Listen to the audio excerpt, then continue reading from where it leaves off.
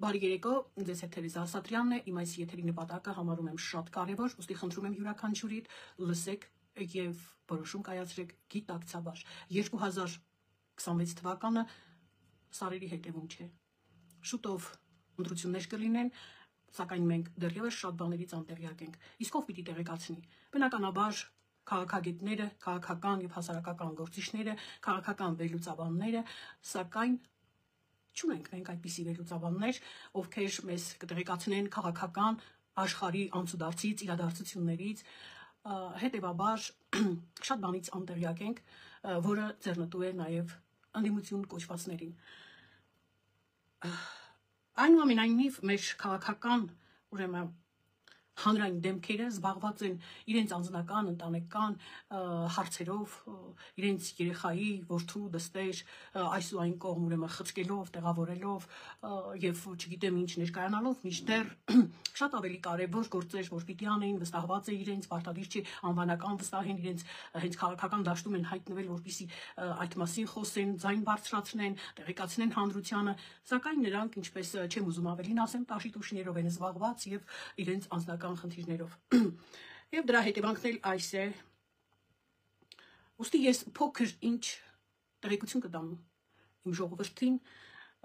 որպեսզի գրագետ բանիմաց մոտեցում ցուցաբերի ընտրություններին եւ նաեւ այն քաղաքական գործիչներին, ում կողքին գտնվում են իրենք։ Մենք կանգնած ենք լինել, չլինելու բախտորոշ ճամփաբաժանում։ Իհարկե, պիտի լինենք։ Իհարկե պետք է հայը ապրի, Հայաստանը պիտի լինի, բայց այն իրավիճակում, ինչպես որ այդ իրավիճակը կառուցել են ընդդիմադիրները, այդ իրավիճակում թացը չորից տարբերել, հատկապես որ արդեն ասացի, որ մենք չունենք նորմալ, բանիմաց, խորագետ, քաղաքական վերլուծաբաններ, հետևաբար շատ կարճ ես կամփոփեմ իմ խոսքը։ Պարտադիր է մերժել համագործակցությունը դաշնակցության հետ, մերժել ռոբասերժական կլանին, ովքեր ձևացնում են, թե ռոբը եւ Սերժը իրենք միասնական չեն եւ ունեն ներքին տարաձայնություններ, դա այդպես չէ, սուտ է։ Չհավատակ, նրանց նպատակը նույնն է, ինչ որ եղել է տարիներ առաջ, երբ նրանք եկան իշխանության, նրանք ամեն ինչ արել են միասին, միմյանց գիտությամբ, միմյանց խորհրդով եւ իրենց յուրաքանչյուրն ունի իր մեղքի մեծ բաժինը։ YouTube-ով կարող եք գրել 2010 թվականի վարչատարածքային բաժանման մասին օրենքը, որն ընդունվեց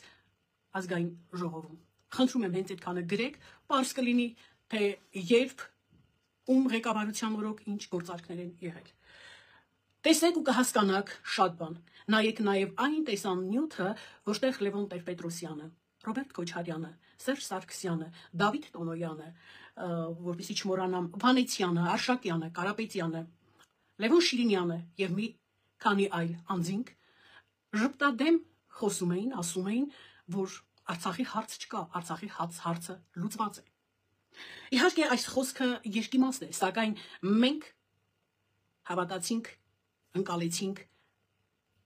առաջինը ուղիղ իմաստով Արցախի հարցը լուծված է, մենք հաղթանակած ժողովուրդ ենք։ Հենց այս իմաստով մենք ընկալեցինք եւ այդ իմաստով մեզ ննջեցրեցին, խաբեցին։ Եթե ունենայինք քաղաքական նորմալ եւ անկողմնակալ վերլուծաբաններ, ովքեր կարող էին խոսել աշխարհաքաղաքական հարցերից, քաղաքական անցուդարձից եւ իրադարձություններից, ապա նաեւ կտեղեկանայինք այս իրար հաջորդող, իրար հակասող պետական եւ քաղաքական որոշումներից։ Գուցե մարդիկ շատ ավելին կհասկանային այսօրվա մեր իրավիճակից, քան հիմա են հասկանում։ Դա չեն անում։ Վերլուծություն չկա, ինչու, որովհետեւ ընդդիմադիրներին ձեռ է տալիս անգիտակից չտեղեկացված հասարակությունը, որպիսի երբ ուզենան, ասեն գնացեք Նալբանդյան, գնացեք օպերայի, Ազատության հրապարակ եւ այլն, եւ հրամցնեն այն, ուղեղները լցնեն այն, ինչ իրենց է ձեռնտու։ Եվ եթե մարդը բան չգիտի, տեղեկացված չի, հեշտ է նրա ուղեղը լցնել տարատեսակ բաներով։ Ուրեմն արդեն ասացի, որ նրանց հարկավոր են անտեղյակներ որոնց անդադար կարող են խաբել։ Հարգելի հայրենակիցներ, մենք արդեն ունենք Արցախի եւ արցախցիների դառը փորձը։ Մենք ունեցել ենք Կալցո օպերացիան 91 թվականի ապրիլի 30-ից, որը Ռուսաստանը ադրբեջանցիների հետ միասին ուրեմն կազմակերպեցին եւ իրագործեցին Կալցոն։ Շատ օրինակներ դրա ժամանակը չի, որպեսզի ես օրինակներ բերեմ, վերջինը հենց թեկուզ Արցախյան եւ Արցախցու դառը փորձը, որ հավատացրին, չգիտեմ ինչ, իրենք թող ասեն ինչ են իրենց հավատացրել։ Ինչ եմ խնդրում, սիրելիներս։ Մենք այսօր սխալվելու իրավունք չունենք, որովհետև կորցնում ենք Հայաստանը։ Սա ես ասում եմ ցավով։ Ես ասում եմ հույս ունենալով, որ դուք կարող եք սթափվել։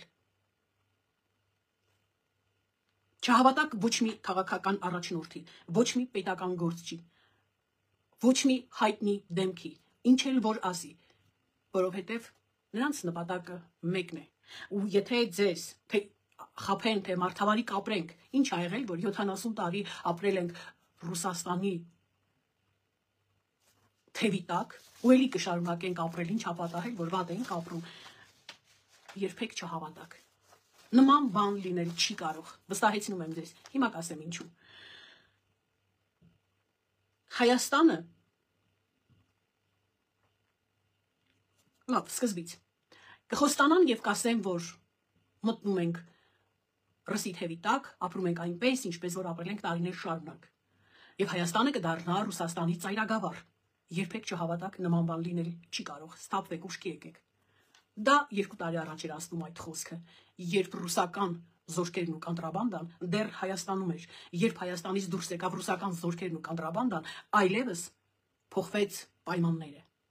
փոխվեց նպատակը, ինչպես։ Երբ Ռուսաստանը Քոչարյանի միջոցով արդեն ստացել է այն, ինչ իրեն անհրաժեշտ էր Հայաստանից, այսինքն ատոմակայանը, մեծամորը, հայ փոստը, գազը, էլեկտրաէներգիան, ընդերքը, հարստությունը, ոսկին, մետրոպոլիտենը եւ շատ այդպես, եթե թվարկեմ, ավելին ասեմ 350-ից ավելի գործող գործարաններ,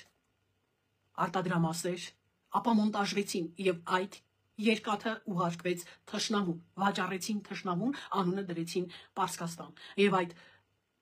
ապա մոնտաժված երկաթը, որը որ գործարանը, որը որ ուղարկեցին թշնամուն, գնդակ դարձավ եւ մեր զավակներին խոցեց։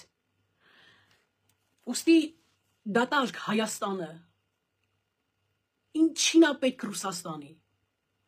բոլորովին հարկավոր չէ։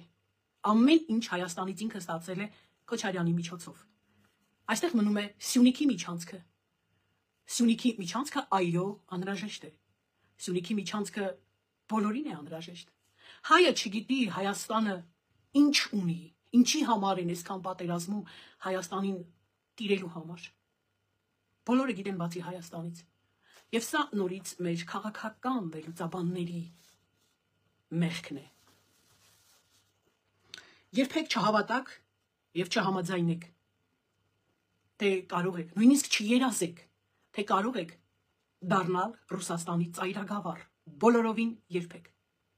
Նորից եմ կրկնում, դա 2 տարի առաջ էր, երբ զորքերը ռուսական Հայաստանում էին, կոնտրաբանդան Հայաստանում էր, իսկ հիմա այդպիսի բան չկա, Հայաստանն էլ այլևս դատարկ է, ամբողջ մեր հարստությունը գտնվում է ռուսի ձեռքի տակ, այո, այստեղ միջանցքի հարցն է։ Իսկ միջանցքը իրեն անհրաժեշտ է, որ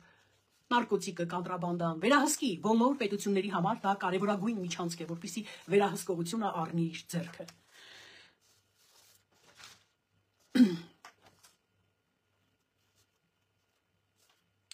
Եվ այն, ինչ որ ստացավ Քոչարյանից, խորամանկորեն Քոչարյանը ձևակերպեց գույք պարտքի դիմաց եւ դրեց մեր շալակը, մեր թորների, մեր թորից թոր։ Եվ եթե մենք համաձայնում ենք, մենք համագործակցում ենք, մենք ընտրում ենք դաշնակ, ռոբա, սերժական, դրանք նույնն են։ Եթե ասեն մենք միասին չենք տարբեր ենք ընտրեք սրանը, Լենինականի, Գյումրի, փորձն էլ հիշեք։ Խաբեություն է։ Մենք ինչ ունենք, ով ունենք, հիմա կասեք Նիկոլ Փաշինյանի Ոչ ինչ ունենք, դա ունենք։ Եթե արվում է մի բան, արվում է Նիկոլ Փաշինյանի միջոցով եւ նրա ղեկավարությամբ։ Բաներ կա, որ հենց ինքը Փաշինյանը իրավունք չունի բարձրաձայնելու այնպիսի երևույթների մասին, ինչպիսին ես հիմա չեմ ուզում ասեմ, եւ այնքան էլ տեղյակ չեմ թերևս։ Այնուամենայնիվ թորից թոր պարտքի տակ ենք։ Հիմա էլ փորձում են այդ պարտքը ուսներից գնում ենք ստրկացման։ Իսկ ստրուկի հետ ինչպես կուզեն, այնպես էլ կվարվեն։ Ով ենք մենք, ով ես դու։ Երբ որ դու ծախված ես քո երկրում, քո հայրենիքում, քո հայրենիքը ծախեցին, քո ազատագրած Արցախը խուրդեցին, մեծ փորձով եկել են եւ տեղավորվել մեր գրկում։ Ես ասում եմ մեր, իհարկե նկատի չունեմ են արցախցիներին, հասարակ քաղաքացուն։ Նրանք մեր քույրերն ու եղբայրներն են։ Ես խաբված ժողովրդին երբեք վիրավորական խոսքեր չեմ ասի եւ երբեք որևէ բան հոգնցավ չեմ տա։ Ես խոսում եմ իշխանավորների մասին, որոշողների, մեր հան ու չեն որոշողների, որ մեր երկիրը, մեր Արցախը, հիմա էլ Հայաստանը վտանգի տակ է։ Երբ ընտրեցիք ընդդիմադիրներին, չեք դառնա ծայրագավառ։ Միանգամից Հայաստանը դառնում է Ադրբեջան։ Միթե դա չէր պատճառը, որ Ռուսաստանին հետաքրքրում է Սյունիքի միջանցքը եւ համաձայնություն չկար եւ տեղի ունեցավ հոկտեմբերի 27-ը։ Դուք պատկերացնում եք, քանի տարիներ են անցել եւ հիմա Հայաստանի հարցն են որոշում։ Նորից եմ ասում, դատարկ Հայաստանը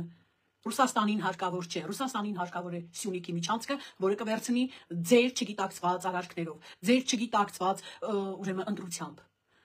ձեր նաիվության պատճառով։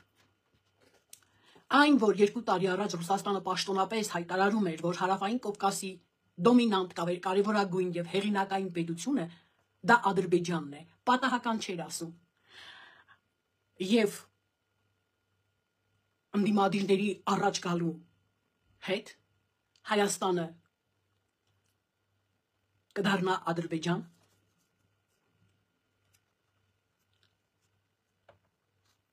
Եվ կկանգնենք անդառնալի ողբերգության առջև։ Սթափվեք, զգոն եղեք։ Համենայն դեպս որևէ մեկին չի սպանել Նիկոլ Փաշինյանը։ Համենայն դեպս չի գլխատել որևէ մեկին։ Իսկ եթե որևէ մեկը կասի, որ պատերազմը եւ այն զոհերը, ուստի ես ասում եմ, YouTube-ով գրեք 2010 թվականի Հայաստանի վարչատարածքային բաժանման մասին օրենքը եւ ձեզ հայտնի կլինի ինչա տեղի ունեցել իրականում։ 2026 թվականին Աստված մի արասցե, եթե առաջ գան ընդդիմադիրները, ենթադրվում է կանգնելու ենք ծայր աստիճան ծանր իրավիճակի առջև։ Երբ որ կոնտրաբանդան եւ ռուսական զորքերը դուրս եկան Հայաստանից, այդ օրվանից հաղթանակը Ռուսաստանը նվիրեց Ադրբեջանցուն։ Իսկ 26-ի ընտրությունից հետո նորից եմ ասում, Աստված մի արասցե, եթե ընդդիմադիրներն առաջ կան, պարզապես ենթադրում եմ արդեն սա, որովհետև սա պիտի քաղաքական վերլուծությունը, հա, իրավերլուծությունը, քաղաքական վերլուծաբանը կատարի, ներողություն եմ խնդրում, եթե ինչ որտեղ համենայն դեպս նույնը պիտի ասվի, արդյունքը նույնն է, իմաստը նույնն է լինի, միգուցե շարադրանքը կոպիտ է ստացվում, բայց իրականությունն է սա։ Հայաստանը Արցախի նման կդառնա Ադրբեջան, Շուշին Կովկասի մայրաքաղաք։ Սիրելի հայեր, հայաստանցիներ, սթափվեք խնդրում եմ։ Սա ձեր որոշումն է լինելու, որը կլինի ճակատագրական հայի եւ Հայաստանի համար։ Պարզապես բանականությամբ, սառնասրտորեն ձեր որոշումը կայացրեք։ Դաշնակների հետ համագործակցության չգնաք։ Նորից եմ ասում, չհավատակ նրանց խոսքերին, թե դաշնակը նայա մենք դաշնակ չենք։ Նպատակը դրանց նույնն է։ Նրանք իրենց պաշտոնավարման ընթացքում Հայաստանը բաժան են արել։ Ապարանքներ ու կղզիներ են գնել։ Եվ իհարկե, որպեսզի պարտքի տակ չմնան, իրենց հետ ով համագործակցել է, ով աջակցել է, նրանք այսօր չբացահայտված գործեր են մնացել։ Լավ մնացեք։ Սթափության կոչ եմ անում։